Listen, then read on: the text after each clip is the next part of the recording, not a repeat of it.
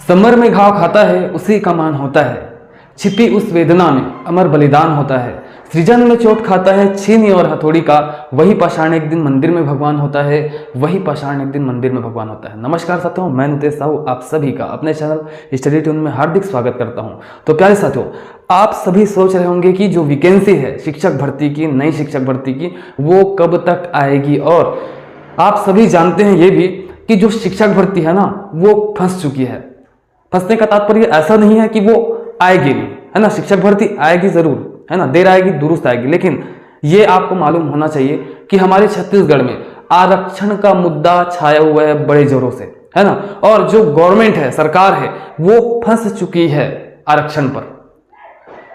आप सभी को आशा है कि बहुत जल्दी वैकेंसी आ जाए, परंतु मैं आपको बताना चाहूंगा कि जो वैकेंसी है वो थोड़ा सा डिले होगा, थोड़ा सा लेट होगा, क्योंकि आप सभी जानते हैं आरक्षण में फंसी है सरकार, है ना। देखिए, सीधा और साफ और स्पष्ट, क्लियर कट टू कट में बात बोलना चाहता हूं कि यदि गवर्नमेंट चाहती, है ना, यदि गवर्नमेंट चाहती कि भाई वैकेंसी जल्दी आए तो डायरेक्ट जो हाई कोर्ट ने कहा कि भैया 50% लागू करो, आप उसको लागू कर देते, लेकिन गवर्नमेंट ने किया नहीं किया, आप सभी जानते हैं। ठीक है, हाई कोर्ट का आदेश था 50% रोस्टर पे बना लीजिए अपने जो भी है ST SC OBC और जारी कर दीजिए, है ना। बस 50% के अंदर रहना चाहिए, है ना। गवर्नमेंट कर सकती थी, 1 घंटे में समस्या का समाधान हो सकता है ना। रोस्टर के कारण नहीं आ पा रहा है आपका वैकेंसी जो है ना। भाई रोस्टर की ही तो बात है, रोस्टर नहीं है छत्तीसगढ़ शासन, छत्तीसगढ़ गवर्नमेंट के पास, और वो वैकेंसी नहीं ला पा रही है इस वजह से। मतलब कोई भी वैकेंसी जो है आउट नहीं होगा फिलहाल जब तक के रोस्टर नहीं आएगा, आप सभी जानते हैं। और जो वैकेंसी चल रही थी, है ना, जिसका प्रोसेस चल रहा था, वो भी रुक चुके हैं सारे के सारे, आप जानते हैं, है ना। SI भर्ती का भी रुक चुका है, वन विभाग का भी रुक चुका है, प्लस स्टेनोग्राफर का मेरे ख्याल से वो भी रुक चुका है।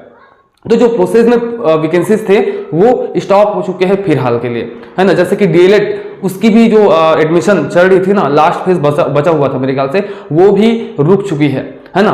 तो महत्वपूर्ण यही है कि रोस्टर कब आएगा।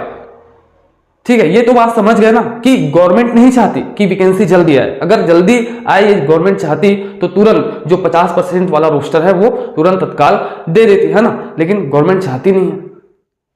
तो भैया अब गवर्नमेंट क्या करेगी, है ना। एक तो सुप्रीम कोर्ट का रास्ता जिस पर वो चढ़ रही है अभी, है ना, और दूसरा या तो वो अध्यादेश लाएगी या फिर जो एक डाटा क्वांटिफायर है ना वो आ जाए तो हो सकता है, पॉसिबल है, पॉसिबल कि आपका रोस्टर आ जाएगा बहुत जल्द। लेकिन मैं बता दूं साथियों कि अध्यादेश अगर गवर्नमेंट लाने का प्रयास करेगी तो ऐसे बहुत टाइम हो जाएगा, है ना। और यदि डाटा क्वांटिफायर का जो रिजल्ट है ना, उसके इंतजार में यदि गवर्नमेंट होगी तो वो भी टाइम है। कुल मिला के जो वैकेंसी है ना वो थोड़ा सा डिले होगा। अब थोड़ा सा तो नहीं, लेकिन थोड़ा ज्यादा ही इंतजार करना पड़ सकता है, क्योंकि देखिए जब शिक्षक भर्ती हुई थी तो गवर्नमेंट ने क्या किया था पता है ना। चयन होने के पश्चात भी 2 से 2.5 साल का वेट करवाया था अभ्यर्थियों को, है ना। तो वहां पे पैसा बचाना था, बचा ली सरकार ने। अब यहां पर आपकी वैकेंसी से कोई मतलब नहीं है गवर्नमेंट को, मैं रियलिटी बता रहा हूं। सरकार को आपकी वैकेंसी से कोई लेना देना नहीं है, वो अपना फायदा देखेगी। फायदा कैसे, देखिए यहां पर जो है अगर 50% लागू करती है सरकार तो भैया ऑब्वियस सी बात है जो ST आरक्षण है 32 उसको कम करेगी, लगभग 20 हो जाएगा मेरे ख्याल से, है ना। ठीक है ना, तो यहां पे सीधा सीधा चढ़ जाएंगे ST वर्ग के लोग, है ना। और देखिए आपका बस्तर संभाग और सरगुजा संभाग 2 ऐसे संभाग है जहां पे कांग्रेस का राज है, बहुत ज्यादा मजबूत है। तो अपनी पकड़ को कमजोर नहीं करने वाली गवर्नमेंट जो है ना, उनको अपना कुर्सी प्यारा है ना। बात कुर्सी का ही है, बात सत्ता का ही है, बात राजनीति का ही है। और राजनीति में पिछली जो शिक्षक भर्ती थी वो भी पिसी थी बहुत दिनों तक, है ना।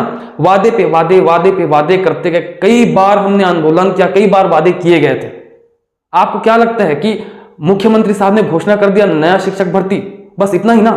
भाई पिछली शिक्षक भर्ती में चयन होने के पश्चात भी उनको मौका नहीं मिल रहा था, बहुत इंतजार करना पड़ा था, है ना। और अभी तो आपका एग्जाम भी नहीं हुआ है, बस घोषणा हुआ है, अभी फॉर्म भी नहीं भराया गया है। तो सोचिए, है ना, बहुत लेट हो सकता है मेरे ख्याल से कम आप मान के चलिए कि 4 से 6 महीने लेट जाएगा मेरे ख्याल से, क्योंकि भाई अध्यादेश भी लाएगी सरकार तो बहुत टाइम ही होगा, है ना। पहले तो अभी सुप्रीम कोर्ट चल रहा है ना, ठीक है, उसमें चलता जाएगा। आखिरकार में सुप्रीम कोर्ट बोल देगा कि भैया आप 50% ही रखिए अपने राज्य में जो आरक्षण है ना। फिर गवर्नमेंट क्या करेगी, अध्यादेश लाने का प्रयास करेगी, लाएगी, है ना, तो उसमें टाइम लगेगा। यदि मुख्यमंत्री साहब डाटा क्वांटिफायर का वेट कर रहे हैं तो उसको आने में टाइम लगेगा। तो बात यही है, लेट होने के फुल चांसेस है। मैं आपको निराश नहीं करना चाहता। अब बोलेंगे आप कि भैया आप तो बड़ा निराशा वाली बात बोल रहे हैं, है ना, ऐसा हो ही नहीं सकता। तो भाई जो सच है मैं बताने का प्रयास कर रहा हूं, है ना। कई लोग गाली भी दे सकते हैं कि भैया आप ये बोल रहे हो यार करके, है ना, इतना लेट बता रहे हो भर्ती को। तो संभावित मैं बता रहा हूं, देखिए मेरे बोलने या ना बोलने से कुछ होने वाला नहीं है ना, लेकिन मैं जहां तक देख पा रहा हूं जो भर्ती है वो स्पष्ट तौर पर मुझे लेट नजर आ रहा है।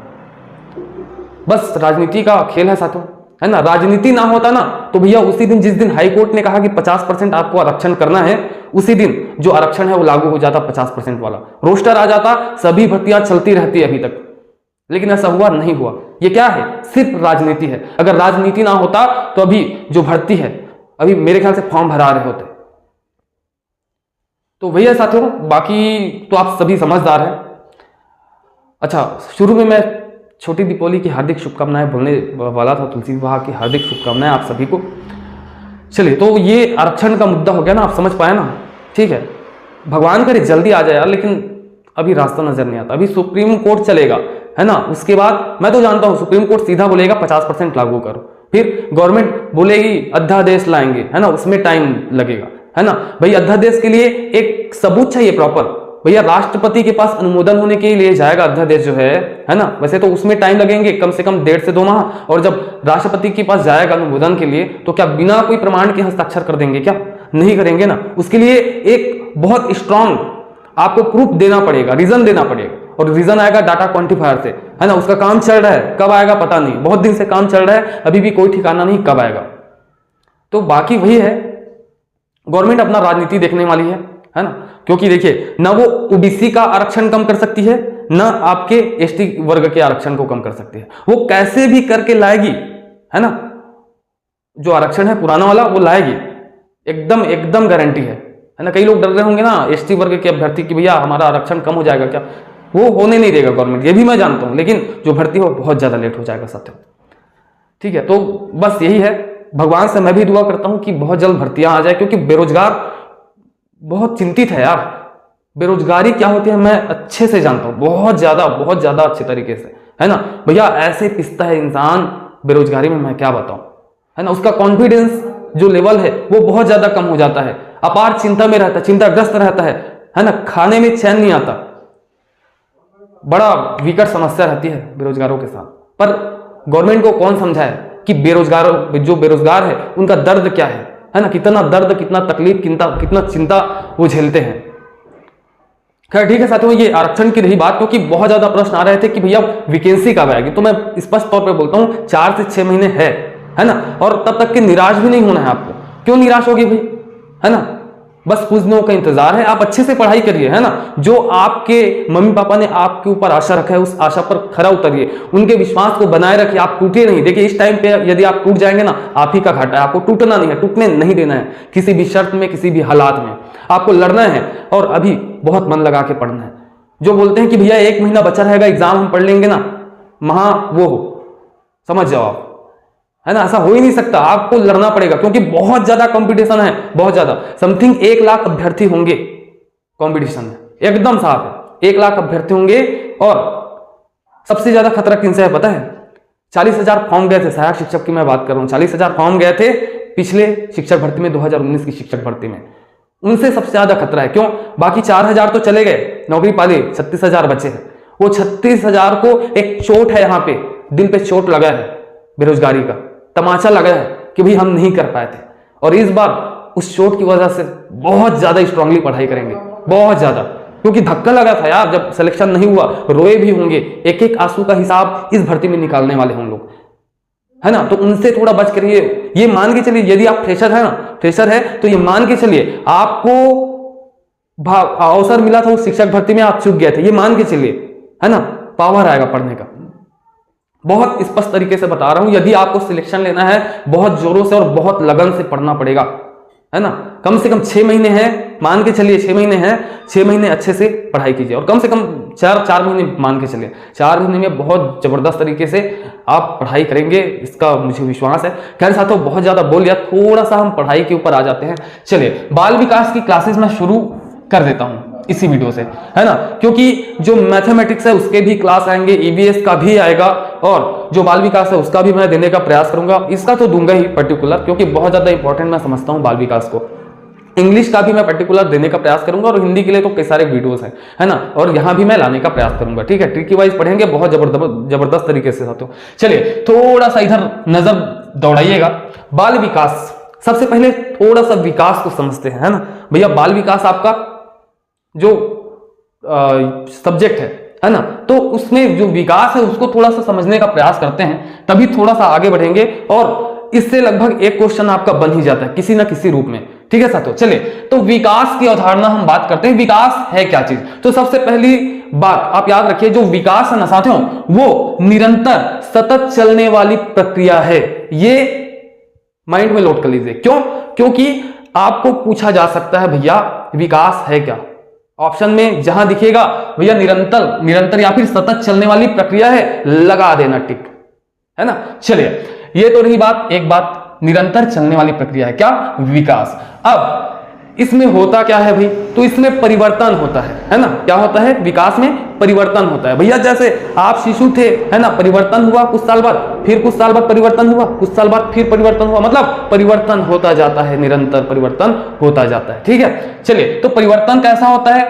परिमाणात्मक होता है जी, है ना। कैसा परिवर्तन होता है? परिमाणात्मक, मात्रात्मक। आसान शब्दों में मैं बता दूं, परिमाणात्मक मतलब होता है मात्रात्मक। जैसे कि मात्रात्मक क्या है? खैर, इसको हम देखेंगे, पहले तो बात कर लेते हैं। मात्रात्मक परिवर्तन तो होता ही है विकास में, साथ ही साथ गुणात्मक परिवर्तन भी होते हैं साथियों, है ना। मतलब विकास क्या है भैया? विकास निरंतर अर्थात सतत चलने वाली वह प्रक्रिया है जिसमें मात्रात्मक परिवर्तन होता है और गुणात्मक परिवर्तन होता है। ठीक है, समझ पाए ना? ओके, क्या है? विकास निरंतर सतत चलने वाली प्रक्रिया है, इसमें परिवर्तन होता है। कौन सा परिवर्तन? मात्रात्मक परिवर्तन होता है और गुणात्मक परिवर्तन। अब आप बोलेंगे भैया मात्रात्मक परिवर्तन क्या है और गुणात्मक परिवर्तन क्या है? तो मात्रात्मक परिवर्तन अर्थात परिमाणात्मक परिवर्तन मैं बता दूं कि भैया शरीर का कद और वजन बढ़ना। भैया इंसान का शरीर है, कद बढ़ेगा, धीरे धीरे आपका हाइट बढ़ता है ना, आपका वेट भी बढ़ता है, वजन भी बढ़ता है, तो ये सब किसके अंतर्गत आ जाएगा? मात्रात्मक परिवर्तन के अंतर्गत आ जाएगा, है ना। ठीक है, और जैसे कि आपका जो आकार है उसमें भी बदलाव होता जाता है, आकार है, और जो बनावट है, स्ट्रक्चर, आपका बॉडी स्ट्रक्चर, उसमें भी बदलाव आता जाता है ना। तो वो भी क्या है?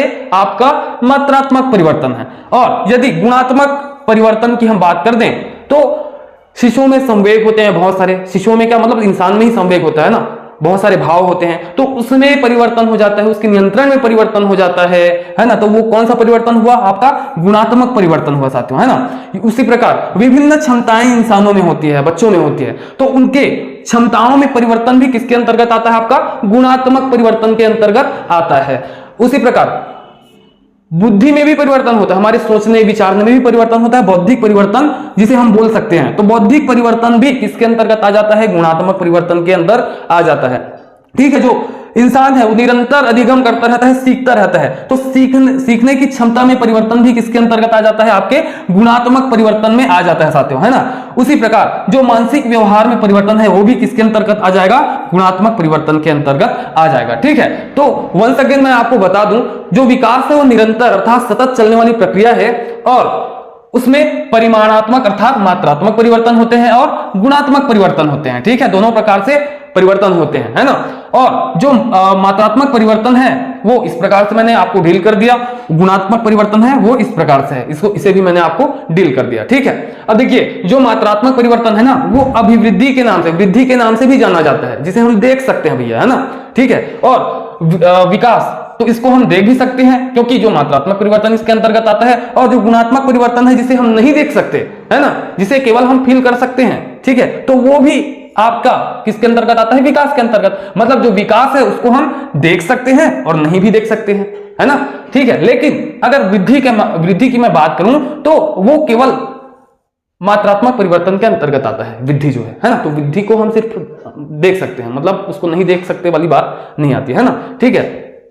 चलिए, तो विद्धि और विकास में थोड़ा अंतर मैं बता दूं क्या आपको? तो मेरे ख्याल से अगले क्लास में मैं बताने का प्रयास करूंगा, क्योंकि वीडियो बहुत ज्यादा लंबा हो जाएगा, क्योंकि इससे पहले हमने बहुत सारा बकबक आरक्षण पर कर लिया है ना, जो आप जानते थे लेकिन फिर भी मैं बता दिया है ना। तो भाई मेरे ख्याल से आप बोर तो नहीं हुए होंगे शुरू में।